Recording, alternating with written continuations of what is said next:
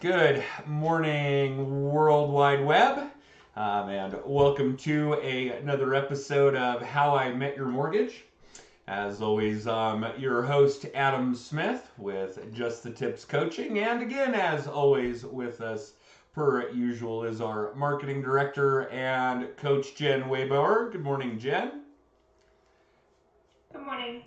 And we have a great guest for you guys this week. It is, and as far out as our show gets booked, we've been anticipating this one for some time. And this week we have with us Artie Manfredi. Artie, good morning. Thank you for joining us. Yeah, good morning. Glad to be here. Good. We're excited that you're here. And obviously, you know, there are a lot of unique aspects about what's going on in the world right now, and certainly what that means for what our show looks like these days. This is us kind of all venturing into new territory when it comes to real estate and mortgages and our coaching platform. Obviously, right before we went live here, we discussed that one of our coaching clients had canceled her coaching session for this week in the interest of some social distancing. And of course, our show is done remote anyway, so we're fortunate enough to be able to do that. And our audience is obviously able to participate from a remote perspective as well. I see Mindy has joined us. Good morning, Mindy. She's probably in the office. Jen would know better than I. But Artie, I certainly don't want to spend a whole lot of time focusing on what's going on in the world right now and the state of the world's health and the state of the world's economy, although certainly big subjects and things we're all going to have to deal with in weeks and probably months to come. And we may get into some of that and how it's going to impact what you're doing and what you foresee doing in the immediate future. But I really do want to stay on task with what the normal MO for the show is. So let's get right into it and give us some background about Artie, what you do, how you got into it, what those kinds of things look like for you. But yeah, let's start at square one. How did you, well, and let's not hesitate to get this out there. In addition to being a real estate agent, you do a lot of education work yourself. Which I assume became subsequent to that. But tell us about your real estate business. How did that start? So, great question. Honestly, before getting into real estate, I was actually a golf professional on the East Coast, believe it or not. I did that for almost, I guess it was about 10, 11 years. And when I got married to my beautiful wife, Tracy, realized it wasn't the most conducive lifestyle for a family life. Basically, we would have spent our first 6 months married apart, right? The North golf professionals typically goes down to Florida, follows their clientele, and we already put off our wedding for the fall. So I realized something had to change. And when I was in college, I took a real estate course. And I just took it because my dream was to own my own golf course at some point, not realizing that real estate would end up being my career. And when I officially resigned from the golf world, I kind of looked around and said, okay, well, now what? And I remembered that course, and I remembered how much I enjoyed it. And one of the kind of extracurricular bonus things you could have done with that course was to get your real estate license. And this would have been in North Carolina. I had no interest in staying there, but I remember being intrigued by it, and I actually thought about for about half a minute of getting my North Carolina license just for the bonus material and to learn some more. And that really kind of got the wheels started in my head. So I enrolled in real estate school at the time. We were actually living in Rhode Island. That's where my wife's from. So I left the golf business. We resigned. We're now living in Rhode Island as a newly married couple. I did all my real estate courses online, and we moved here. And basically within a week of moving here, I took my real estate exam, and here we are today. And how long ago was that? 11 years ago now, believe it or not. Okay. That was in 2009. And of far greater importance, what's your handicap today? That's a good question. I have no idea. I only play golf for like charity events now. It's kind of one of those things where I've been there, done that, and I'm enjoying other things. Understood. And yeah, unfortunately, I love the game and still maintain a similar type of attitude. I'm lucky if I get to play a half a dozen times a year. Real lucky these days.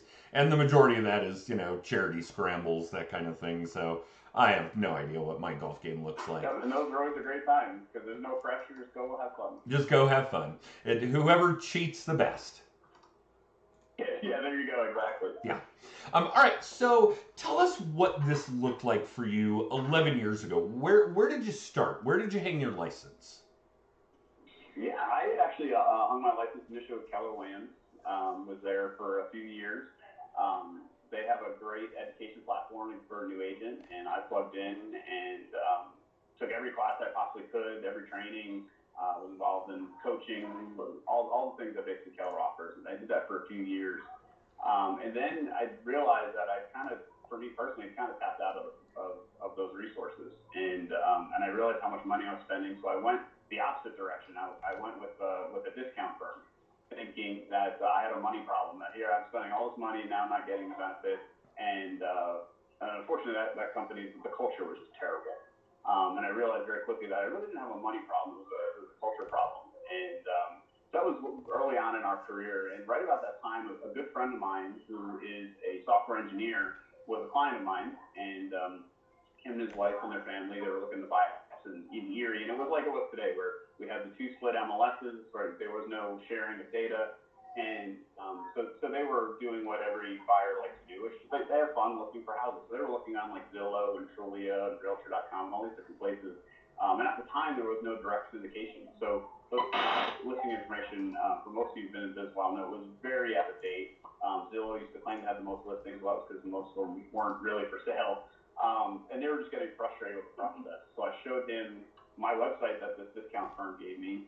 And he took one look at it and said, I'll never use this thing. And he basically then I gave him my, after kind of looking at that, then I said, okay, well, then here's where you got to go directly to Iris's forward-facing website. You got to go to Artie, Colorado. At the time was Metro Listing's forward-facing website. And he's like, now I'm checking too. He's like, this is ridiculous. And he says, I can build you something better than this. And I kind of laughed and said, well, what does that look like? And we had breakfast, and that was in 2013, end of 2012, beginning of 2013. And then we actually ended up launching our own brokerage firm out of it, basically to solve the problem of this listing data being unmanaged and kind of all over the place. And here we are today. We've been in business since 2013. That's fantastic. And I want to go back and cover a couple of things that you said, because there are some important pieces in there that I certainly want our audience, either live or in syndication, to pick up on. I would agree with you. I think that for a brand new agent, there are resources at Keller Williams that cannot be matched, that you'll never tap all of them, not that you would need to.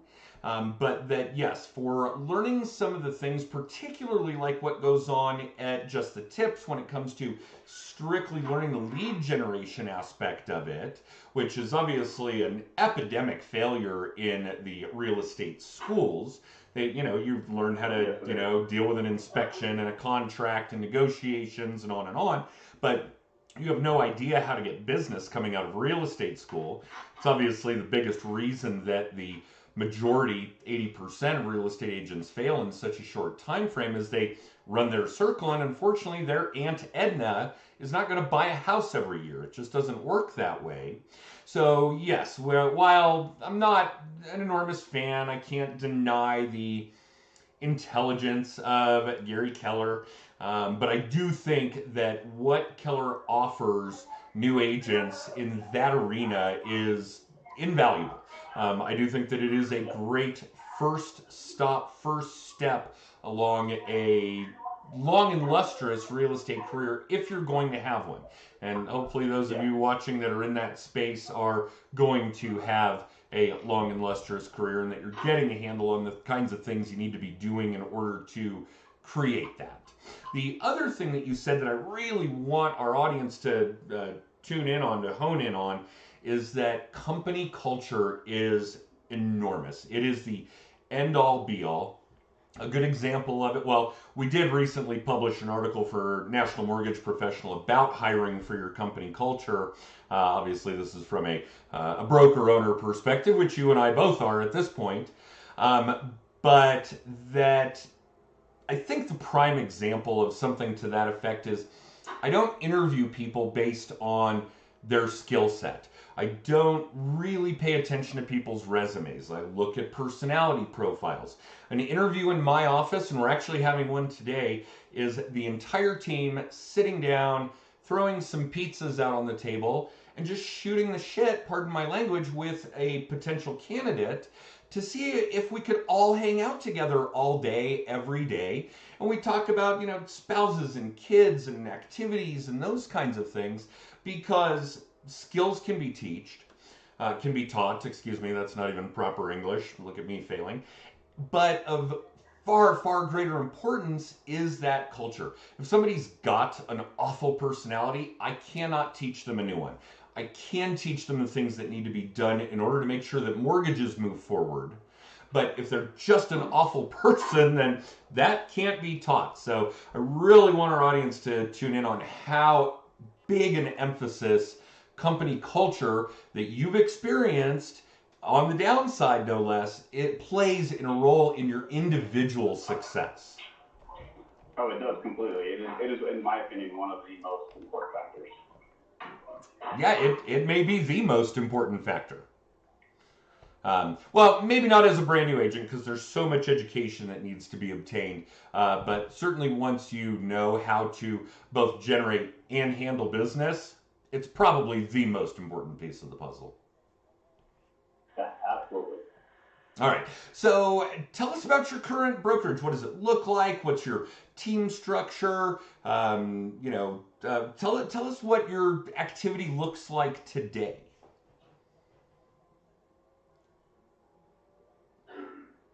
Yep. Did we lose Artie's audio, Jen? Yep, looks like it. Yep. I'm here. Oh, there you are. There we go. All right. There we go. Give it to us again. Live video, people. Bear with us. Yeah, exactly. We're a pretty unique brokerage. The fact that we are completely virtual. So we do most of our team meetings are done just like this in a Zoom. Actually, we utilize Zoom. We do our mastermind.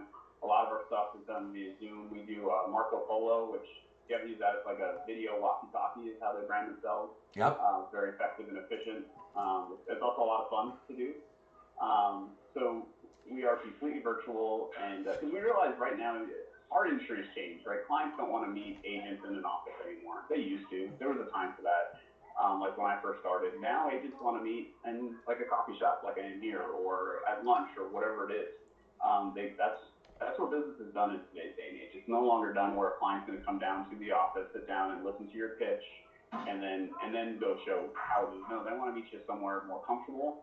Whether it be a listing that could also be in their own home, or a buyer might be in the first house they see, or again a coffee shop, restaurant, something more comfortable and relaxed and less intimidating. So that's why we made that shift. We made that shift in 2018. It's been a lot of fun, and that's kind of really bred into who we are as a brokerage firm now. So we have agents all over, and we basically cover from Colorado Springs all the way up to basically the Wyoming border now.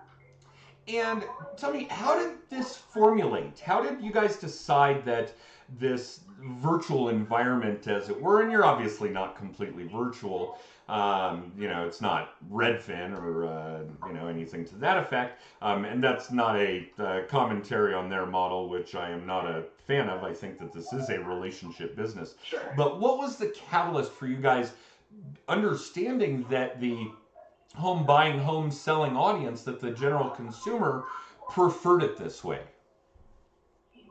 Well, it was more so in just how our agents are interacting with the public, right? We saw less and less visits to our office with clients. We also saw it was harder to get agents to come into the office at all, right? They get used to it too, where they just enjoy going to the coffee shop in the morning instead of coming to the office. So we noticed a trend where there was a shift from clients coming to an office, agents coming to an office on a regular basis, to less and less and less. So we saw that shift, and at first, our first reaction was, well, how do we change that? How do we get people to come? How do we make this an environment that people want to come to more often? And to be honest, no matter what we tried, and the more we talked to our agents, the more we talked to the public, it was I just don't want to make the drive. I don't want to get in my car and go there when there's a coffee shop right around the corner, or I don't want to whatever. It was more of a will rather than, we first looked at like there's a problem and we need to solve this thing, and instead of it being a problem, we're like, well, no, this is a shift in mentality, and we can either embrace it or fight it, and we chose to embrace it. It's good. And how many people are we talking about right now? What does your team look like? We've got about 20 agents, all spread out all over, mostly the Denver metro area, more specifically most in the Northeast, because that's where my business was built, in the Northeast side of town. So out in like the Reunion, Brighton area, we've got a high concentration of agents, but we do cover all over, like from Colorado Springs up to northern Colorado. And what about support staff? Right now we have an in-house TC we use that we contract with. We have a compliance officer, and then we have an in-house space assistant to help our agents with things that they may need, whether it be stuff with signs, photos. We do a lot of coordination of things for our agents, so we'll help coordinate, like when there's a new listing, we'll help coordinate staging activity, photos, cleaning, house cleanings, all these different things, sign placement. We help coordinate all these things. So we've got really just one staff member that helps oversee all that, and then the TC really kind of runs with that and helping to organize it. Perfect. Yeah, it sounds like you guys have a fairly robust support staff. All right, so quite honestly, not enough. So quick little plug: we are looking for more help. So if you know anyone who's interested, please reach out to me. Absolutely, and we'll make sure to get your. I'm a salesperson. I couldn't resist. No, and that's absolutely. We're glad that you did, and I'll make sure Jen puts your contact information in before we're done here, so that everybody who has that possibility can reach out to you. And believe me, I know how difficult that is as a business owner. We've got virtually zero unemployment. Everybody who wants a job has a job. So it's not even a matter of pulling somebody off the street to come work for you. You've got to pull them away from their current secure gig in order to do that. It's very, very difficult to find good help these days. We understand that completely. All right, so tell us about what your team does in the lead generation space. Are we doing good contact management? Do we focus on social media? Obviously, we get to see you a lot in video work. I've seen you teach classes. Tell us what that looks like from your team's perspective for generating more buyers and sellers today. Yeah, that's a great question. We do a lot for the community. That's our biggest focus. We come with the kind of the heart of a servant, and we're here to provide a benefit and value to the community. I think that's first and foremost. Where I think a lot of agents make, because they go with their I hate to say it, but I see it all too often, with their income in mind as first thing, or whatever selfish reason in mind first, where we take a little different approach of we're here to serve the community. So first off, within our brokerage, like I told you, my partner is a software engineer. He built us a custom CRM to allow our team to stay on top of leads that come in and Sphere and really does a good job, and it's fully customizable. So every agent does have a little bit of difference as far as the brokerage is concerned on how they get their business. My team, though, we're all in on the community. In fact, here I am sitting in the Reunion Coffee House in Reunion. If you guys haven't been here, you need to check it out. It's run by a nonprofit, and I had a big part in putting this place together. I was on the board of directors, was the president of the board, and contracted with Oakwood Homes, actually, who built the coffee house, and is now a benefit to the community. But by doing things and involving ourselves in the community, we make amazing community connections. For instance, the city manager is a friend of mine, the mayor, half the city council. They're all good friends. So now, when there is a problem, we can get it sorted out. Or when a resident has a problem or a client has a problem, we can put them in touch with the right people to help things get resolved. And that sets you a step above, right? Everyone says, and every agent says that, hey, I'm the best, or I'm the community expert, or but it's very different to talk the talk versus walk the walk, and that's a big part of it. And so we do a lot of things focused around the community, whether it be serving, like I said, with a nonprofit. We do garage sales for our communities, and we have a garage sale platform where we provide the signs. We have a website that has a map that community members can register their address, and their PIN gets added to a map. We do a number of things with that: Christmas light competitions, pool parties.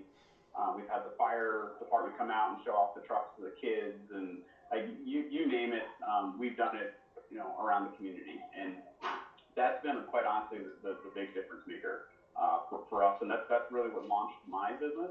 That's what launched then our team, and then now the brokerage was really our community involvement and putting boots on the ground. It's enormous. And it absolutely plays into what you had said earlier about how the majority of your business, the majority of your concentration of agents on your team, all circumnavigate around this community because that's where you went all in. The rest of it is clearly a byproduct. Yeah, absolutely. I can tell you when we first opened our brokerage, there were people that were, knocking down our doors to join in our team, and we weren't ready. But it was because of how face forward we were in the community. And for instance, we used to do those garage sales. We used to call it painting the town blue. We had custom garage sales signs made with our logo, and we'd have 100 to 200 of them out there. And just that constant awareness, that constant of the community seeing you doing something and not just saying it, but you're out there doing it. That is fantastic. All right, so I know we certainly don't want to focus a ton of, excuse me, time, effort, energy on the current state of what's going on in the world. It's certainly not the points that we're trying to make. It certainly isn't on our normal agenda of what we want to discuss with any particular guest, but certainly going to have an impact because we do want to always discuss what you foresee in the future. And you guys are obviously way ahead of the curve as far as this virtual environment and hanging out with clients in coffee shops, etc. And normally I would say, what is the future of tech, the future of real estate, the future of lead generation in particular, look like for you and your team? And I don't think we can really get into that subject too much without talking about what the immediate future is going to look like. So why don't you give us some insight as to what you think, and that's why we have you here. We want your thoughts on what the next 90, 180 days look like, and then certainly into 21, 22, etc. for the real estate business and certainly for your business. Yeah. There's obviously a lot going on right now with coronavirus, and what's amazed me is the reaction. I think there's a lot of good reason for the reaction. It's all about maintaining basic control of the hospital flow, essentially, but make sure the hospitals and our healthcare system does not get overloaded, because that's what happened in Italy. So the response, while it seems like an overreaction, is, in the grand scheme of things, it probably is the right reaction. And so I would first off, reassure your clients that, and be kind of, again, if we're doing our job, we're the leader in the community, and as a leader in the community, people are going to look to us for answers at a lot of different times, a lot of different things. Not that you should have the answer for everything. That's not what this is, but there's also a time where you can encourage or discourage, and I think this is one of those times where we can encourage others, where we can come beside them and say, hey, you know what, this seems like an overreaction. Yes, there's no toilet paper. Yes, a lot of our shelves are empty, but here's the silver lining. Here's why this is happening, and here's why we can be thankful that we have a leadership that have made the decisions to do what they feel is best for us, no matter how hard it feels. Right? It's kind of like being a parent when you've got a little one who's doing something wrong, right? They don't like being told no, but unfortunately, sometimes that's the best thing for them. And I think that's a lot of what this is. What was amazing to me was see how quickly the financial markets reacted, and I think that was alarming to a lot of people, to have that financial market reaction, and then all of a sudden the closure of all of our major events. I think that all of a sudden made this thing real, and where it was, hey, this seems like no reaction, now all of a sudden everything is shutting down, right? We've got no professional sports. Any venue that was hosting 250 plus people was canceled, right? So I think our mindset as a country has completely shifted even within the last week, and these shifts are happening very rapidly. So first and foremost, I've been talking to our clients. I think the most important thing, no matter what we do, is to manage expectations with our clients. And I think the key here is just to chat with them, educate them on what's going on, educate them on the impact that's happening today, and then what you foresee in the future. What I foresee happening is we're going to have this react. And I think it hasn't been fully felt in real estate yet. I think real estate is a little bit behind the other markets. It's a little bit behind everything else. I think what's going to happen is here within the next week or two, I feel like things are still being constrained as far as the restrictions being put in place, as far as things being canceled.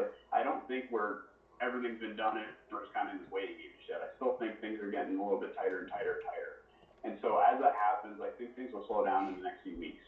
I think that effect will probably last a week or two. Everyone will kind of take a deep breath.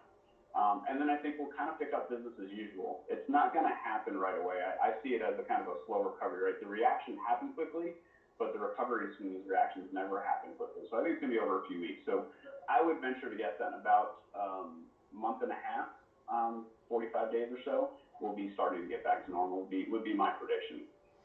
From here, man, it's tough to predict this year. We've got a pretty dividing election coming up here in November, and I think there's a lot of people on both sides of the equation which are going to be a little uncertain of the future, and with uncertainty usually brings lack of consumer trust, which then does also equate to real estate of what's going to happen with our economy, what's going to happen with taxes and tax laws, and what's going to happen with, I mean, you name it, right? Or some of the social topics. So I think as we head into the fall, there should be a bit of uncertainty. And then once we get through the election, I think everything will settle down again. And again, I think back to normal. I do think prior to the start of the year, there was this sense that we were getting a shift towards balance. And then all of a sudden we had a reversal of that shift. And now obviously the decline with coronavirus. So things have been changing very rapidly.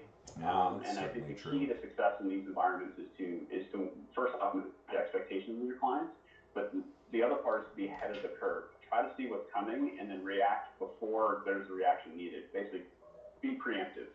Where I see a lot of agents make the mistakes is they kind of sit back and they watch and watch and watch. And like, oh, it's not going to happen. Oh, it's not going to happen. Or I'm not going to deal with this right now. I've got too much going on. And then something happens and they're not prepared. And they're always trying to play catch up. And you can never catch up. Those who react preemptively, those who put things in place to make sure they're going to be successful when the shift comes, are the ones who capitalize. And so with every challenge is opportunity. And it's all up to you to take that opportunity. I think that makes good sense, and I do appreciate the commentary. And I think that, again, no matter what your take is on the current pandemic or what your political stance is with an impending election, that's just good advice for all of you. For any of you in a direct-to-consumer sales type of gig, everybody that we focus on getting good content out to here at Just the Tips, it is crucial that you exercise a little bit of foresight, some planning, and remember that this is the kind of environment where fortunes are made. This is an opportunity, absolutely. So thank you for putting it in those terms. Yeah.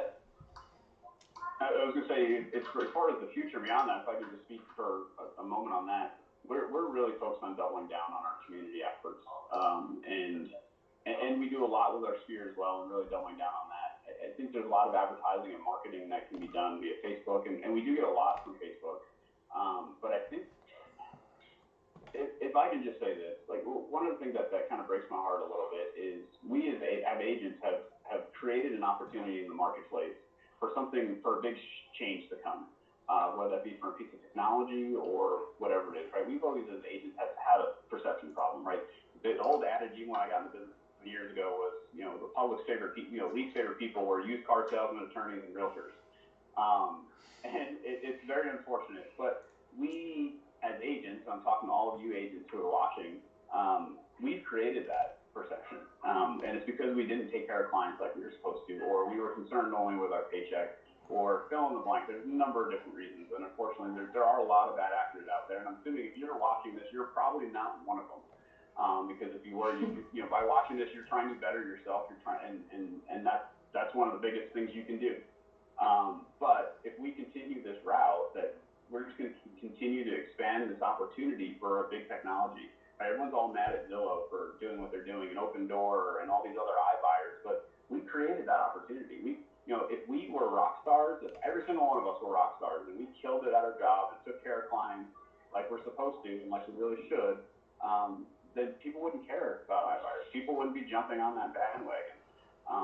Now, granted, not that there's not a place for them. There is. It's very small, though, but there is a little place for them, and there's, in some rare cases, an advantage to the consumer, but I'm not talking about those.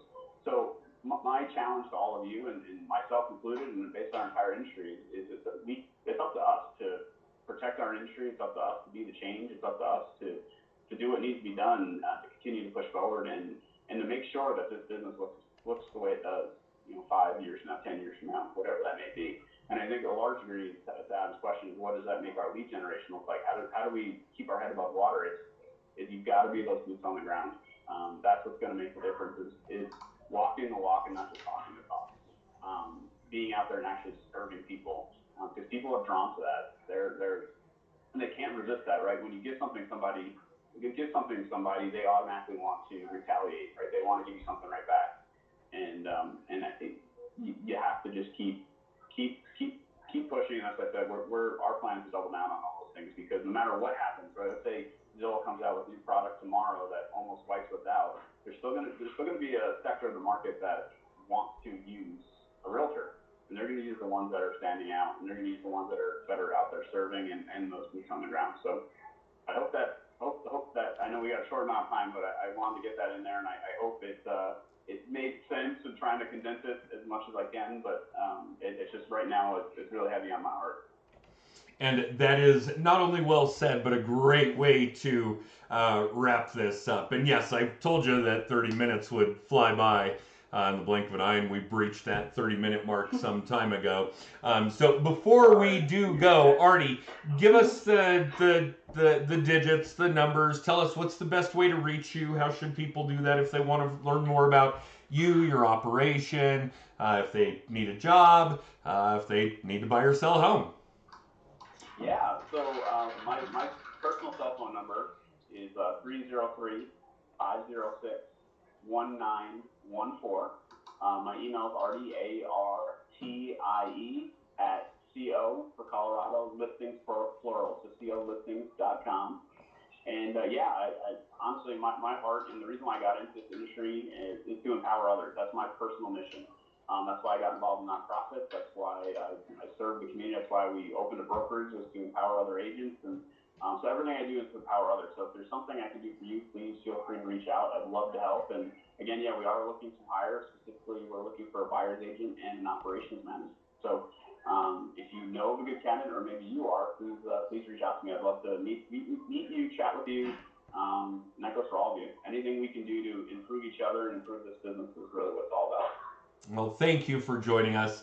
And for those of you watching, again, if you'd like more information about us, if you'd like to see previous episodes of the show, if you'd like to catch our weekly little tip, our video blog for agents and originators and insurance people and financial planners, use our text. Oh, if you want a copy of the book, Just the Tips. Any of these things. Thanks, Jen. I'm glad I remembered. Use that text code scrolling across the bottom of your screen. You can text TIPS to 63566. Artie, don't go anywhere. I'm going to run our extra, and we'll chat for a few more minutes. Thank you guys for watching, and Artie, thank you so much for joining us. Thank you.